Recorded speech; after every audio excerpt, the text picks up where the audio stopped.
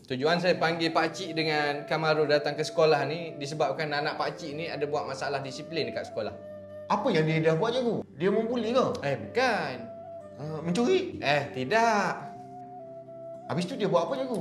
Sebenarnya Kamarul datang sekolah dia meniaga pakcik. Oh, dia memang macam tu cikgu. Dia memang tak bisnes cikgu. Itu hari pembeli datang rumah nak beli rumah saya. Tu, nak dijualnya rumah saya tu. Tu tak apa lagi cikgu. Saya ni nyaris-nyaris nak kena jual kat dia. Kat mana? Kat Coket.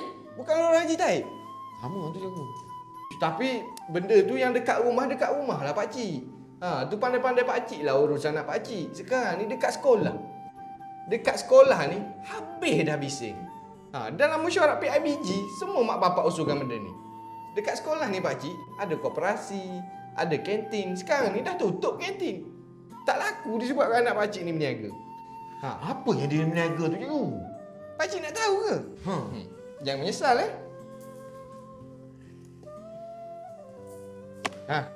Ni, Kamarul jual tikam ni. Mana dia dapat ni? Adik dapat dengan supplier. Siapa nama supplier tu? Lah, ayah yang kenalkan supplier tu dekat adik. Kawan ayah, Ahok. Ahok ni tak dapat makan ayah, anak dia tibai. Itu masalah pakcik lah, jangan gaduh. Sekarang ni, masalah anak pakcik ni macam mana? Kes ni pakcik, dah bising satu sekolah. Semua pelajar, termasuk mak bapak pelajar, dah beli tikam dengan anak pakcik ni. Cikgu, tak boleh selesai ke cikgu?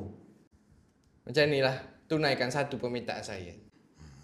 Boleh cikgu, boleh. Saya minta saya nak tikam satu lagi. Tadi saya dah main 10 kali dah. Benar ke cikgu? Kalah. Boleh ke dik, cikgu nak main sekali lagi? 2 posen ya. 2%. Kalau 2%. Tak apa cikgu, tak apa. Saya belanja. Cikgu ambil. Saya betul belanja. ni? Pakcik belanja? Ya. Saya pilih Pilih. Belanja? Okey cikgu. Saya nak tikam yang ini.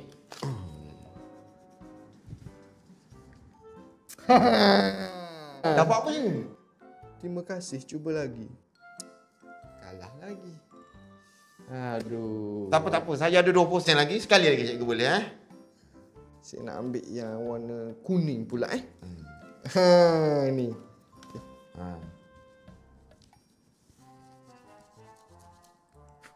Dapat apa cikgu? Maaf, cuba lagi. Tak boleh jadi ni. Saya disebabkan saya kalah ni pakcik.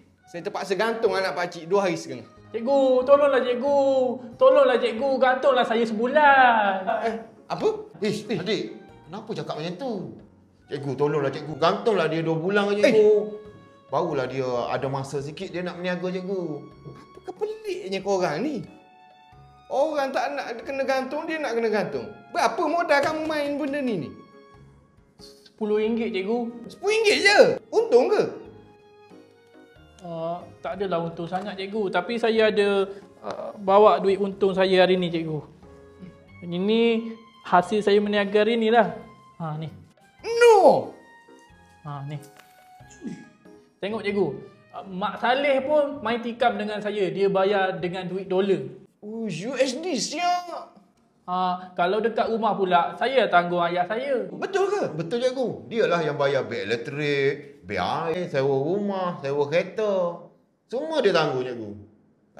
Tak kira. Salah tetap salah. Tikam.